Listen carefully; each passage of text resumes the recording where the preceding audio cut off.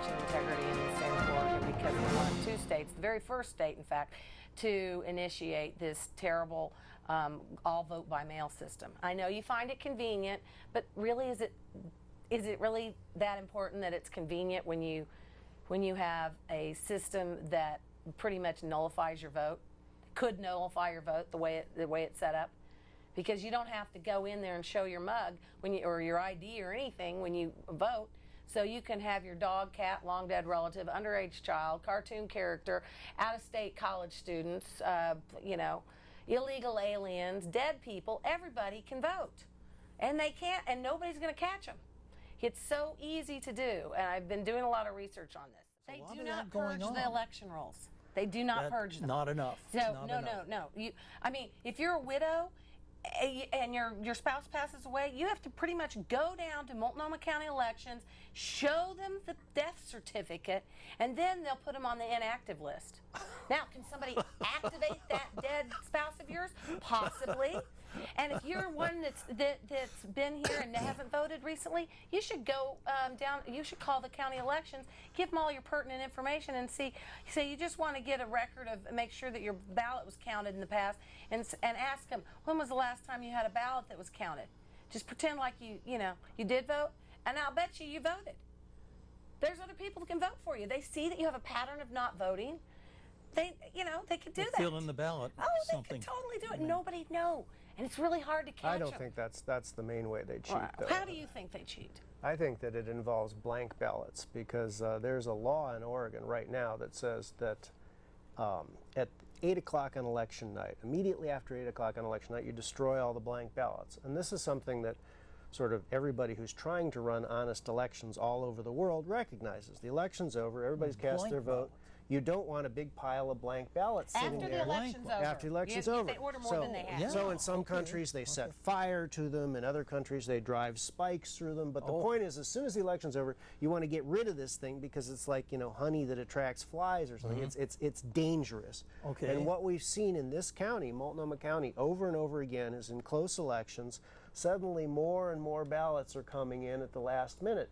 And you can't really audit that or protect that at all. If these blank ballots are sitting there, people can fill them in. They go in there. If there's a recount, oh yeah, there's the ballot, And and the Secretary of State has been working very hard to change that law.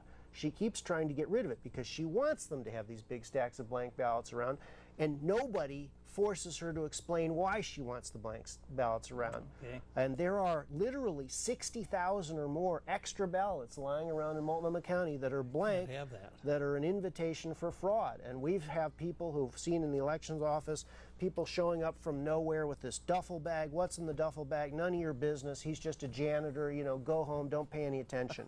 And people who pay attention to this stuff don't have very much confidence at all in what's going on in Multnomah County.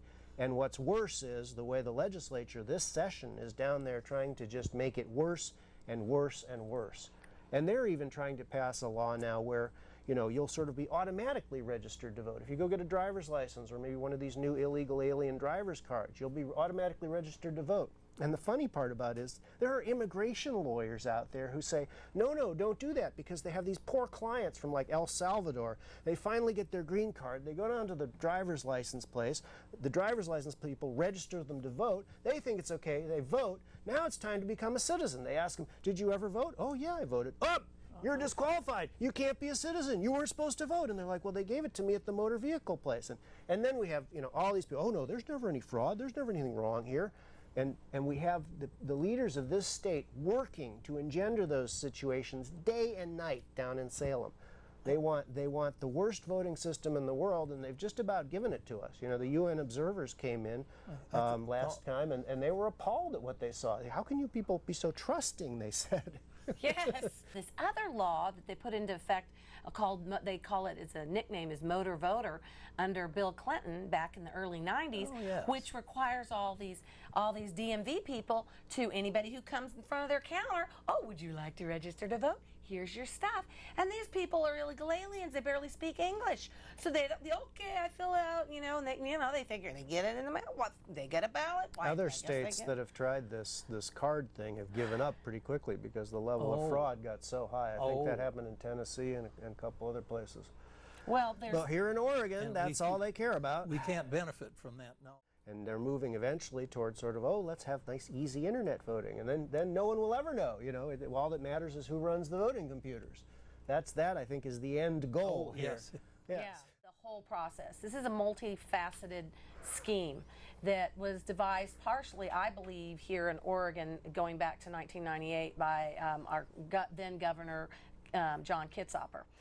That there is systemic election fraud, and it's endemic in the election system, ES&S voting machines, which was devised by none other than Chuck Hagel. All these problems that we discuss are all not solvable if we have an election, if we have our elected, so-called elected officials are not fearful of we the people, that we will hold them accountable for making bad laws or acting in a corrupt or crony-like fashion.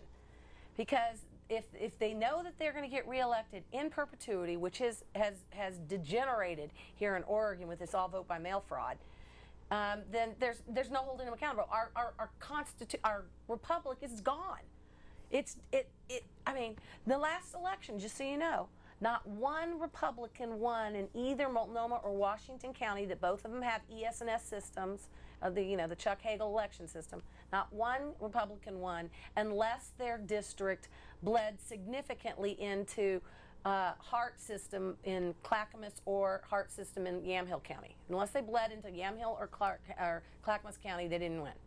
They've got it wired. They've got it wired. And if I'm right, then it'll continue like this, and we'll never see another Republican elected in either one of those counties. And now they're trying, they know that we're on to them, now they're trying to, down in the state legislature, while they have complete and dictatorial control, they are trying to implement a situation where our county clerks, not elected by we the people, but they are appointed by the county commissioners. And so, and then have it overseen by the Secretary of State, and have a little committee. And then if anybody like the wonderful Sherry Hall in Clackamas County wants to defy the tradition of sticking with the corrupt system, the ES&S system, and go with Hart, then they can veto that. They can make sure everybody has the same one, because this ES&S system is a monopoly. They're all in all the counties, and they only use one company to program, print, and maintain these election machines. Only one company. That's a monopoly. And it's not trustworthy. There's this guy, Chuck Hagel. He's working a career bureaucrat probably in Washington, D.C. I don't know much about his Washington, D.C. time, but he spent 20 years in Washington, D.C. Then he decides to go back to his home state of Nebraska and becomes the CEO of this American something, I can't remember what ES&S used to be called then, this elections company. So he's the CEO for just 2 years. He's just been back in his home state after 20 years being out in Washington, D.C. For 2 years. Nobody knows who the heck the guy is. And he decides, well, you know what? I just did this whole election system. Let's see how it works. Let's test the system. I think I'll run for U.S. Senator against Ben Nelson, a popular ex-governor, of two-term ex-governor. He was term limited out. That's the only reason he wasn't still the governor. So he runs against this nobody's ever heard of Chuck Hagel, and Chuck Hagel wins in a landslide. In a landslide. And this is like in I believe it was 1997, 96, or 98. I can't remember. One of those times. And around the same time, over here on the West Coast, we've got Governor Kitzhaber pushing like mad, along with your ex-county clerk, a woman by the name of Vicki Irvin, to get all vote by mail in Oregon. Let's make it as convenient as possible to vote, or as convenient as possible for us to fix the vote, turns out, in my opinion. And then all this stuff starts happening, and then, as you can see, you just look at the history of the elections. Doesn't matter how good the candidate is. Doesn't matter if the candidate went to Yale and was a Portland trailblazer. Doesn't matter that he raises $11 million. He's going to lose. The tired old ex-governor, cowboy boot wearing, mustache, or, John Kitzhaber only raises $4 million, who hardly has any signs up or does any campaign, any traditional campaign. That's another thing that's odd. They raise all these millions of dollars, just like James's opponent in the Attorney General campaign. Yeah. I talked to one of the heads of one of the radio stations groups in town, and he knew how much money all these candidates spent in that last election. Hardly any money was spent by the Democrats on TV ads and radio ads. That's what you supposedly raising the money for, right? Well, they hardly spent any money. Well, why should they? They know they got their votes fixed. They know they're going to get reelected. It's a done deal. Why waste the money on that? It's an exercise in pure futility, in my opinion, because you don't have to show your mug. Don't you remember how nice it was? A lot of people out there don't even know what it's like to go to your little neighborhood gymnasium and pull the curtain and go in there, talk to your neighbors and do your civic duty and hand it to the nice people that are working at the election at your polling place and walk out the door proud that you're an American citizen and you did your civic duty and you voted for the best candidates and you feel like it counted. I mean, there's no chain of custody. Let's talk about chain of custody from the ballots. We have security systems that are sort of laughably bad in the sense that, you know, they have the ballots in a room, and to get into the room you have to have a key card, okay? But people go in open the door and other people follow them. They have key cards that are temporary key cards, and they don't keep a record of who's given the temporary key cards. You know, it's laughably bad. It's the trusting problem again. Yeah, people always say, oh, you know, well, there isn't any evidence that anything's going wrong. Well, there isn't any evidence because the situation has been engineered so it's impossible to gather the evidence. That's right. You know, when Art Robinson ran for Congress in Southern Oregon, that election was stolen from him in Lane County. When he sent people in to watch the counting process, they put him so far away he couldn't see what was going on. When his people brought binoculars in so they could look and see what was going on, they threatened to have them arrested if they used the binoculars. And you look at this, and people who act like that, government officials who act like that, you know they have something to hide because normal people don't act like that. This one monopoly, it's called Ryder Graphics. They invoice all the other counties right after they deliver the ballots in October. But in Washington County, they invoice them in the following year. So they invoiced Washington County on January 1st, 2013 for ballots that they were supposed to have delivered in October. Could that perhaps be because they were continuing to print ballots right up until certification and they wanted to get paid for all these extra ballots and envelopes?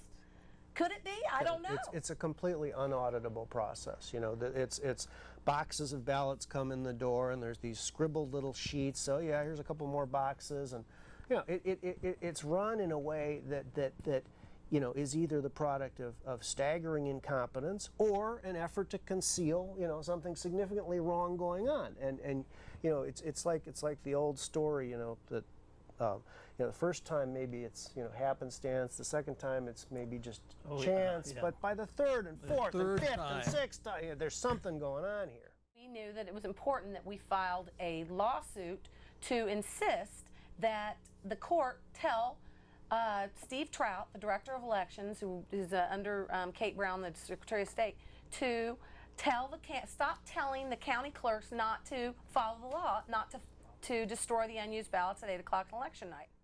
3, not 1, not 2, but 3 government taxpayer-funded lawyers were marshaled to protect Steve Trout's ability to violate the law and tell his county clerks to violate the law 25443 to not destroy the unused ballots and keep them for well over a month after the elections. Available for them to fill out and put in there and exchange in there for legitimate ballots. That's what they can do with it. That's why you want to destroy the leftover unused ballots that nobody used at 8 o'clock on election night.